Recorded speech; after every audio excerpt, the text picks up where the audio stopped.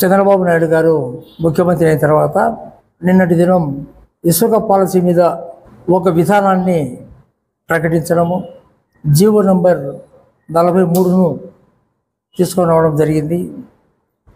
అంతకుముందు ఇసుక విధానంలో ఏ విధంగా జరుగుతుందో, ఎన్ని బ్రతుకులు చిత్రమైనాయో, ఎన్ని జీవితాలు నాశనమైనాయో మనకందరికీ తెలుసు. ఇసుక అనేటువంటి దాన్ని అంతకుముందు 2 కంపెనీలకు ఇచ్చి, ఆ కంపెనీల ఆధ్వర్యంలో ఇసుకను పెద్ద పెద్ద ఇసుక డబ్బులు తయారు చేయడము, అక్రమ రవాణా ఇక్కడి నుంచి బెంగళూరుకు, హైదరాబాదుకు, మద్రాసుకు ఎక్కడెక్కడో పోతడం కూడా జరిగింది. వాటి ద్వారా భవన కార్మికులు ఎవరైతే ఉన్నారో వాళ్ళు చాలా ఇబ్బంది పడడము, చిన్న చిన్న ట్రాక్టర్ తీసుకునే వాళ్ళు, ట్రాక్టర్ ద్వారా ఇసుక తీసుకునే వాళ్ళు చాలా ఇబ్బంది పడడము, ఒక్కొక్క దాన్ని ఒక్కొక్క టిప్పర్ విలువ 8,000, 10,000 రూపాయల పైన కూడా పలకడం జరిగింది. ఆనాడు జగన్మోహన్ రెడ్డి ముఖ్యమంత్రిగా ఉన్నటువంటి కాలంలో కూడా చంద్రబాబు నాయుడు ప్రతిపక్ష నాయకుడిగా ఉన్నప్పుడు ఒక మాట చెప్పడం జరిగింది. మేము వచ్చిన తర్వాత తప్పనిసరిగా ఒక 100 రోజుల లోపలనే ఇసుక పాలసీ మీద ఒక నిర్ణయం తీసుకుంటాం. ఏదైతే ప్రజలకు ఇబ్బందికరంగా ఉందో ఆ ఇబ్బందులను తొలగేటువంటి విధంగా ఉచితంగానే ఇసుక సప్లై చేస్తామని కూడా చెప్పడం జరిగింది అన్నమాట. చెప్పిన మాట ప్రకారంగా దాదాపుగా ఒక 1 నెల రోజులు కూడా కానీ ఇంకా ప్రభుత్వం వచ్చి, అయినా కూడా ప్రజల కోసము ఎవరైతే భవనాలు నిర్మించుకుంటా ఉన్నారో వాళ్ళకు ఇబ్బంది కలగకూడదు అనేటువంటి ఒక అభిప్రాయంతో ఒక పాలసీని తీసుకురావడము, ఇది కూడా ఇంటీరియర్ పాలసీ. దీని మీద మళ్ళీ ఒక ఎంక్వైరీ వేసి దాని మీద పూర్తి స్థాయిలో సమగ్రమైనటువంటి ఒక పాలసీ తీసుకొని వస్తామని కూడా చెప్పడం జరిగింది.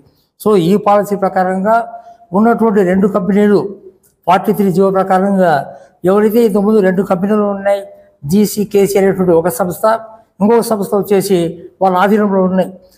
ఆ విధంగా ఉన్నటువంటివి 2019, 2021లో ఏ విధంగా అయితే జగన్మోహన్ రెడ్డి గారు పాలసీ తీసుకున్నారో అటువంటి పాలసీలు అన్నీ కూడా ఈ 43 జీవో ద్వారా రద్దు కావడం జరిగిందన్నమాట.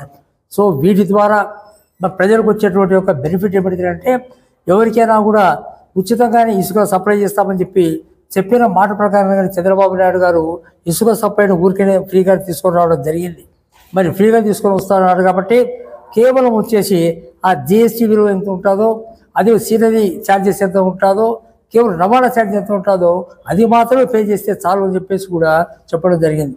సో అది కూడా ప్రభుత్వమే పైనుంచి కాకుండా ఒక కమిటీ, కలెక్టర్ గారు ఏ జిల్లాకు ఆ జిల్లా ఉన్నటువంటి కమిటీ వేసి, జిల్లా కలెక్టర్ గారు దానికి చైర్మన్గా ఉన్న ఒక కమిటీ, కలెక్టర్ గారు ఏ జిల్లాకు ఆ జిల్లా ఉన్నటువంటి కమిటీ వేసి, జిల్లా కలెక్టర్ గారు దానికి చైర్మన్గా ఉంటూ మిగతా అధికారులందరూ కూడా అందులో మెంబర్గా ఉంటూ వాళ్ళే ఒక పాలసీని తయారు చేయమని చెప్పేసి కూడా చెప్పడం జరిగింది. సో ఇది టెంపరీగా జరుగుతుంది.